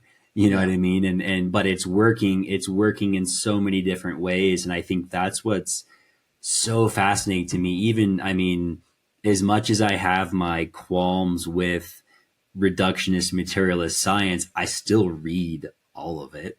I'm still enjoying myself as I go through all the research. I'm like, whoa, interesting. Like, yeah, it's like this plant is not even attacking this pathogen. It's just making it to where it can't stick on the gut lining. That's fascinating, and like, oh, this one's interrupting communication to where if it's like, hey, do you want to go on a date with me and then we can mate later? And that plant's like, nope, you guys can't communicate. There'll be no more breeding. So no more replication. And that's how I'm going to work with you and help this, like it's so vast because it's broad in that way and gentler versus, and like you said, sometimes it's going to be that there needs to be, maybe sometimes that big push is necessary and all these different things, but it is also just curious to see with a lot of the challenges we're coming into with like antibiotic resistance, that some of the most promising research is going back to plants, and it's all going back to like, and it's like, how are they doing that? And it's like, well, it's because they have so many mechanisms versus one, and one mechanism is weak, If you think about like, like a head-on assault against something versus attacking from a bunch of different angles, right? One of the things that I like to think is, because people talk about, and I talk about, like, you have a vital force, or your body's vital energy, or you can say chi or prana, or different words for it. And it, especially, I remember hearing a lot during COVID. I'm going to mention COVID and talk about viruses and maybe potentially upset. Excellent. Now I have to put a disclaimer. Disclaimer, Jim. Thanks, man. I have opinions on COVID, but people would be like, well, if your vital force is really strong, then you shouldn't have to worry about it.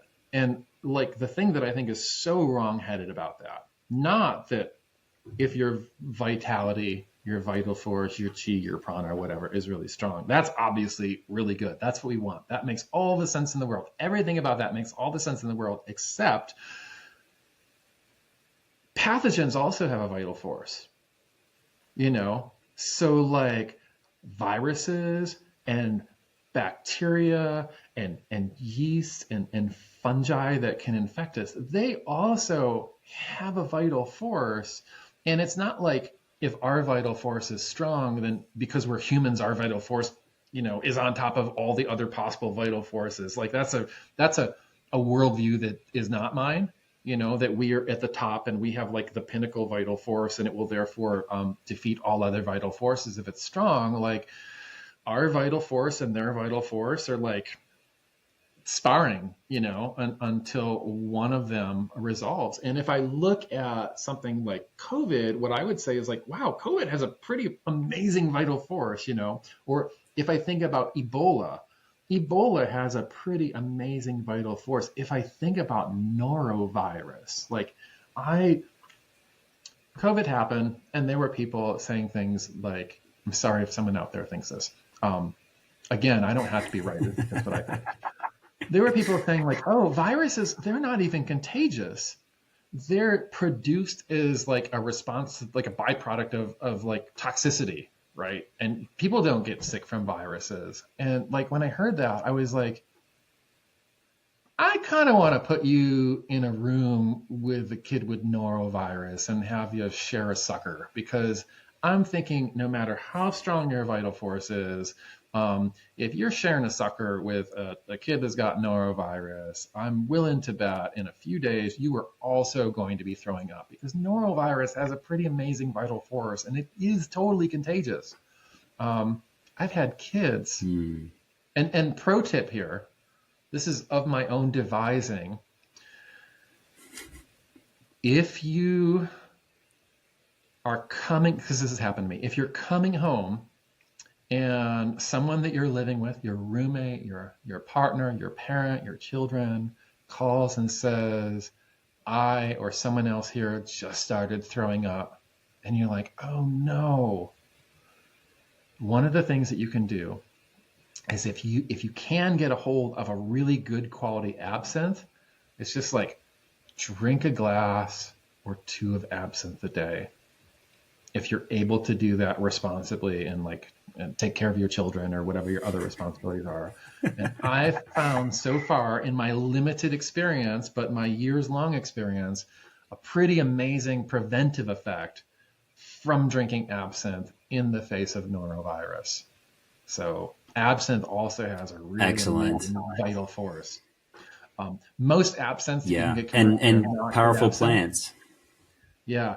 The commercial stuff, what I would say is a key indicator that absinthe is not good absinthe is the presence of food coloring.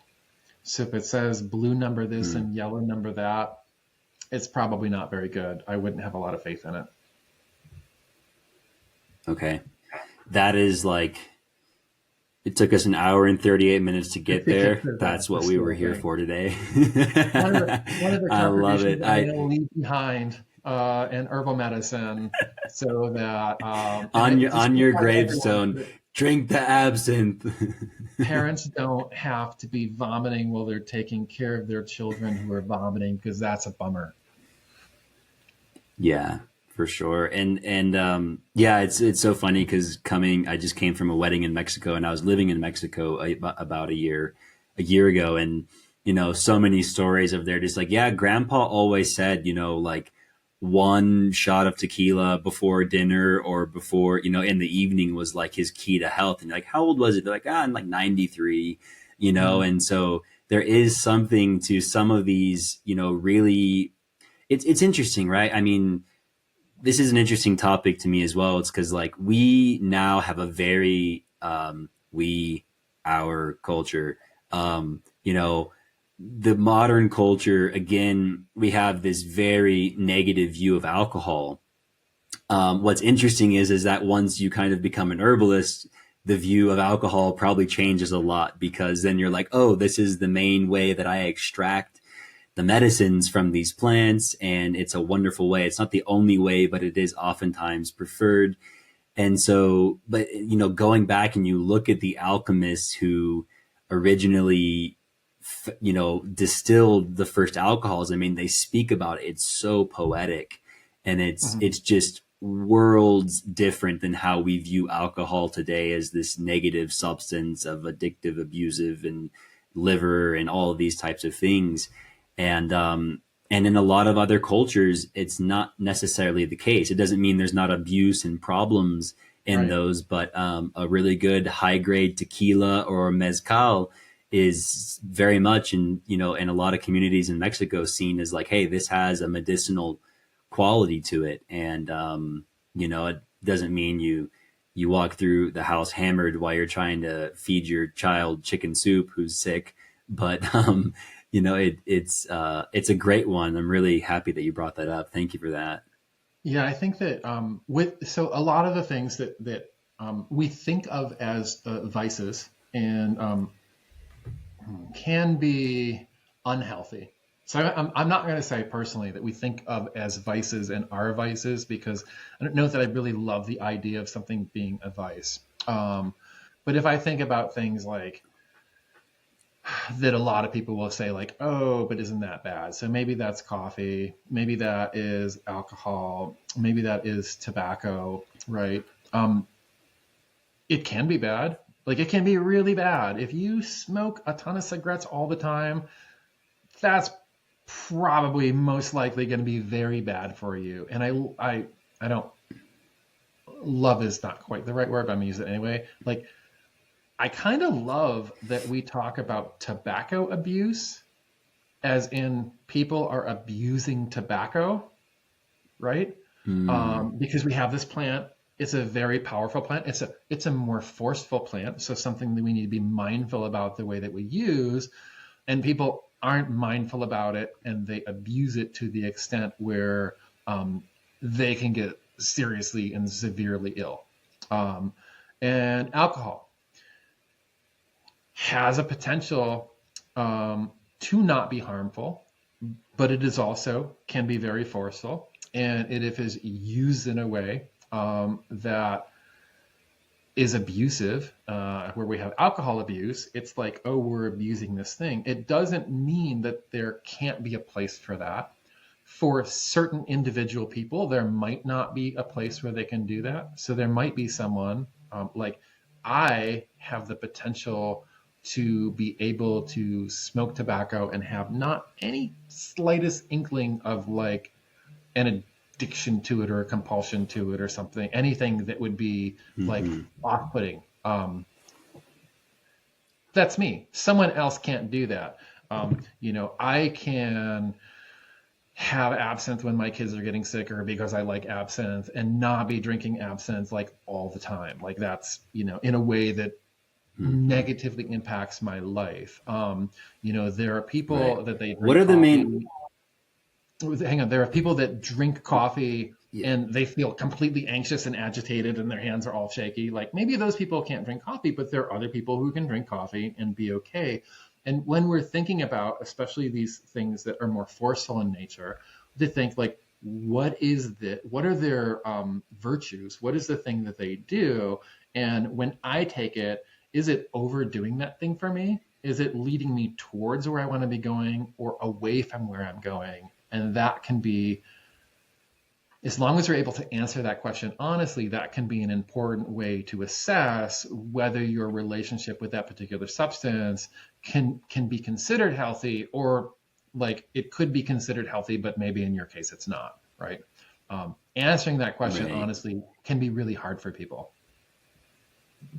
hmm What are the main plants that absinthe is distilled from? Right. I mean, it has artemisia in Absinthe it, and or what else is in there? has wormwood, anise, fennel, hyssop, and lemon balm. So they'll do that all on one hand. In my Mm. mind, if an absinthe has wormwood, anise, hyssop, fennel, and lemon balm, it is a true absinthe. There can be lots of other stuff added in there. Personally, if there was an absinthe that like didn't have the hyssop or the lemon balm in there, I would not consider that to be good absinthe. And what is really common in commercial absinthe is that they just put a ton of star anise in there, or potentially star anise essential oil in there. And the purpose of that is to maybe like have the anisey flavor overwhelm it, so that that can just be the main flavor, and then they don't have to make it really good. To taste like a good absinthe tastes like a meadow, in my opinion, a slightly bitter but very aromatic meadow. And the other thing that they use a lot of star anise for is so that when you have the absinthe and you pour the water into it, maybe through a sugar cube, it gets that precipitation that changes it from like a green color to like a milky opalescent color, because the volatile oils precipitate out of solution and then create that milky color. The same way as if you had like a tincture of propolis and you put it in a little bit of water, all of a sudden the water will turn milky. And the reason that's happening is because in the case of propolis, all the resins, and in the case of absinthe, all the volatile oils are coming out of solution and precipitating and creating that milky appearance. Interesting. Okay. Didn't know that. I appreciate the absinthe education today. It's interesting. It's an interesting world. Yeah, it's so fascinating. I never thought I would have been interested in like distillation 10 years ago.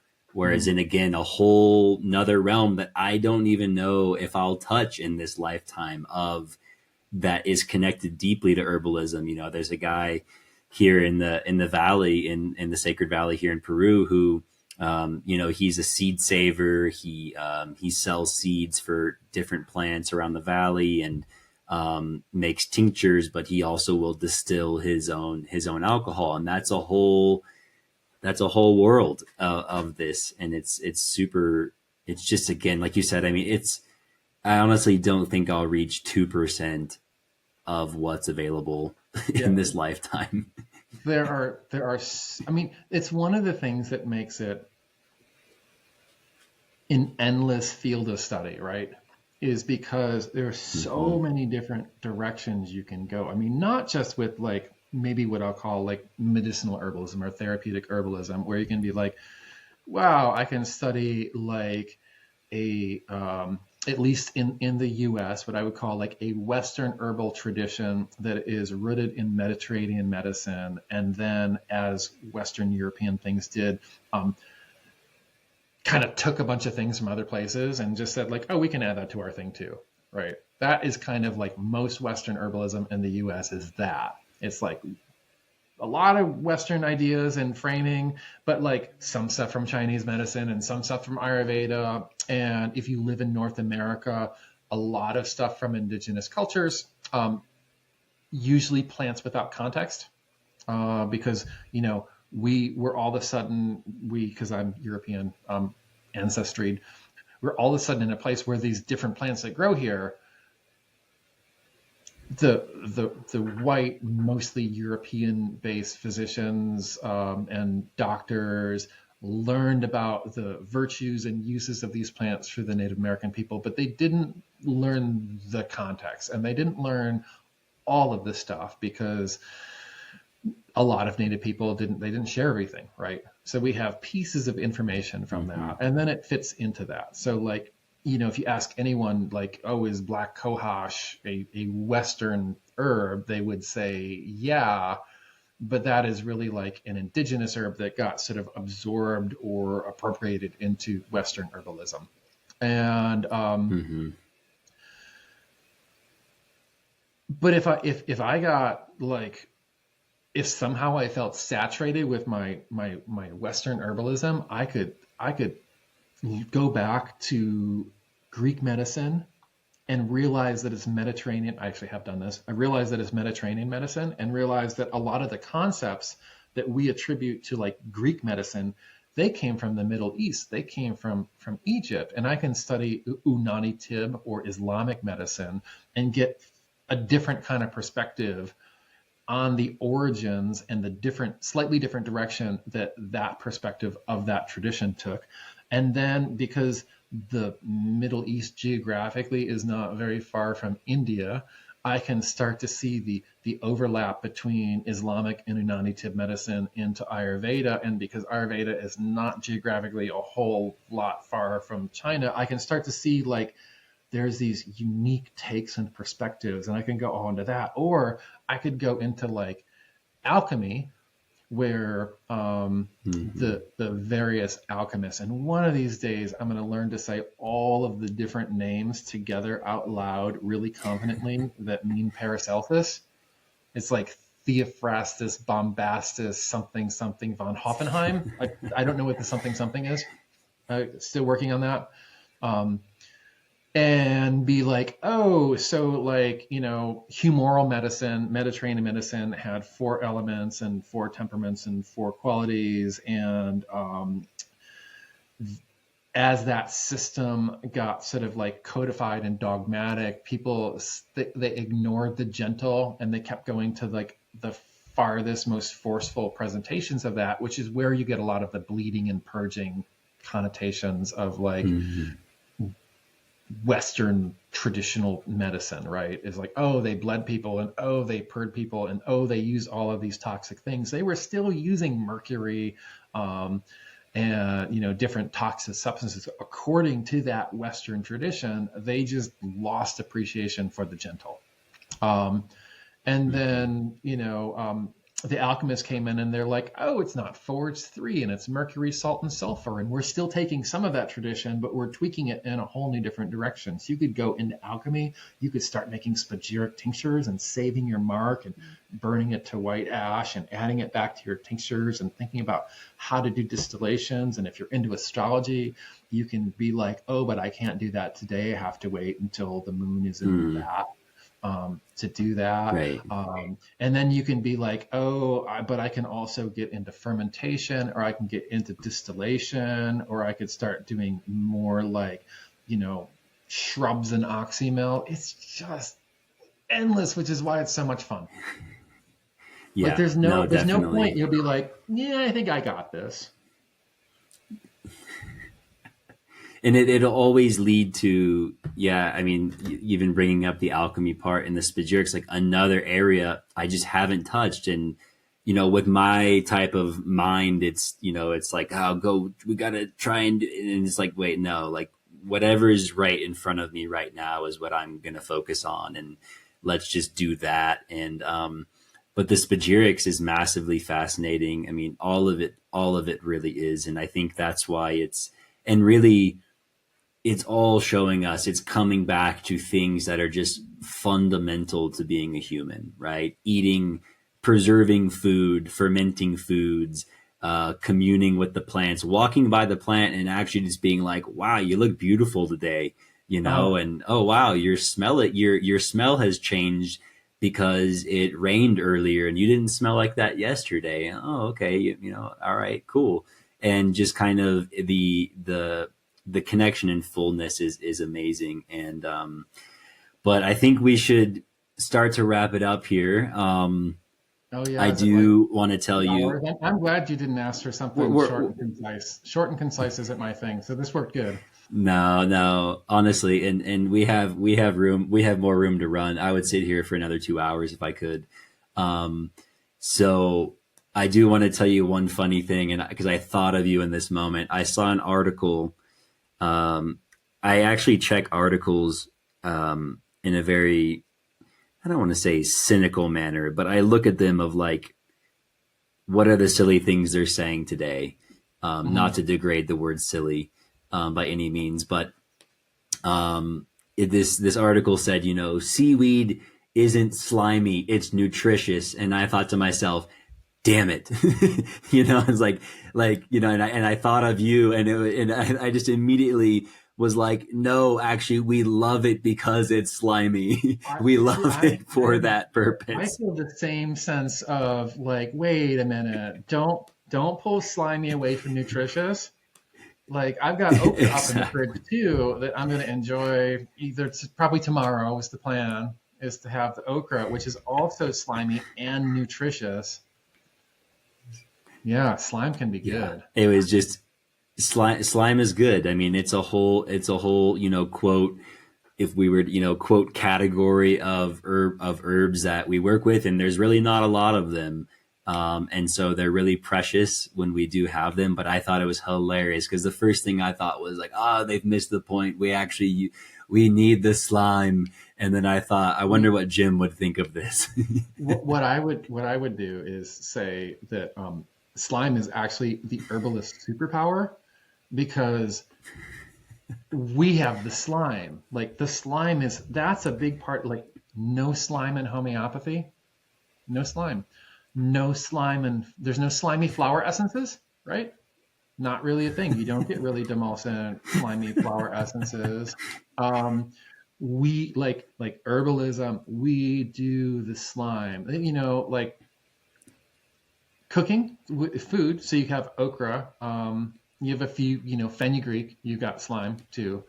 But herbalism, we are the people who really appreciate and really sort of like maximize the immense virtue of slime. So that is one of the things that you can look forward to if you choose a career in herbalism, along with a lot of jars. That is exactly it. My biggest issue right now is I'm in the process of looking for a new house, and it's mostly a place to put jars. So yeah. That's Jars and bottles are like tribbles. Yes. It's an interesting life, but it is a fun one for anyone out there listening who, and again, this isn't something that, herbalism is not, for me, it's not really a career. It's just a fundamental part of this life. It's something that I've derived the most pleasure and fun, as well as healing in my own body, and just really just supporting my own body. And so it doesn't have to be a full-on career. I just enjoy it. And so it's been a pleasure to speak with you, Jim, just because, you're just, the herbal teachers, right? There's a pretty, it's expansive when you look at it, but there's also kind of a core, 15, 20 people that you hear of. And you've always been one of the favorite for the wacky, fun teaching methods and the descriptions. And I think really, like you're saying, it's when I look back, it is the wonder component that I really appreciate. And so I had an absolute blast today. And, if I didn't have to pee really bad, we'd probably stay on for another couple hours. Yeah. I do also have to think about, like, eventually my kids are going to get home. I will have to feed them. They will come home and expect there to be some kind of food. And it is half made upstairs. I started earlier. I did something. I have this tendency to go on and on. I'll try not to do that too much. But I did something that relates to herbalism and relates to old Mediterranean herbalism. Is the Mediterranean or the Greek or the Western traditional set of constitutions are called temperaments, right? And there are sanguine people and more fun, spontaneous, pleasure-seeking people, and choleric people, more structured, do stuff, get it done people, and more phlegmatic people who are very empathic and they navigate the world through emotion, and more melancholic people who are really profoundly deep thinkers and see like many layers into the patterns that are around us. And we are all a mix of all of those different qualities, but I tend to be dominantly sanguine. I tend to be dominantly sanguine.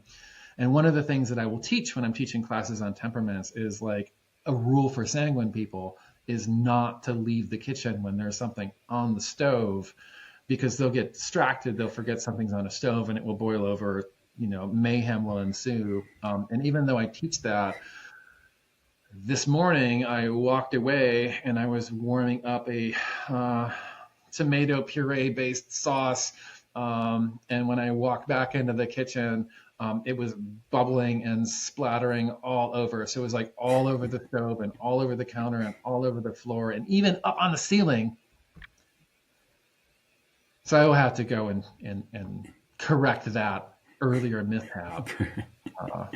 to do that. But All yeah, right. I'm really, All this right. has been a blast. I'm super grateful that you were persistent and didn't just be like, he didn't get back to me. Cause, yeah, it's just been great. Yeah, same. And, I'd love to do it again, maybe in 6 to 8 months or something. And just, whenever things are changing. And I think there's just so many things to explore. And, I think we can even move into, just talking about all the things and not have to be about specifically herbalism.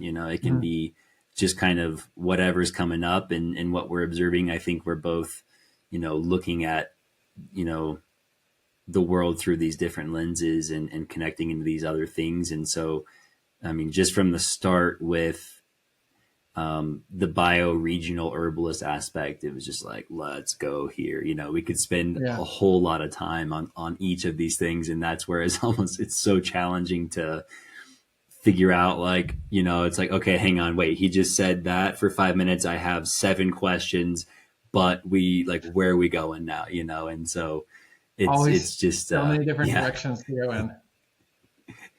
exactly. So, but yeah, thanks again, Jim. And, we'll be in touch, and I'll let you know when all of this launches. And I'll make some social media posts as well, and then even I'll put some links to your sites and things like that. Maybe if Yeah. you want to later, send me a link that you like, the most preferred link that you have. Maybe if it's, because I know you have a couple of different link setups, I think, from what I Yeah, recall. right now we've got So herbcraft.org, and we have herbcraft.podia.com. And the Podia one is like all the online classes and all of the down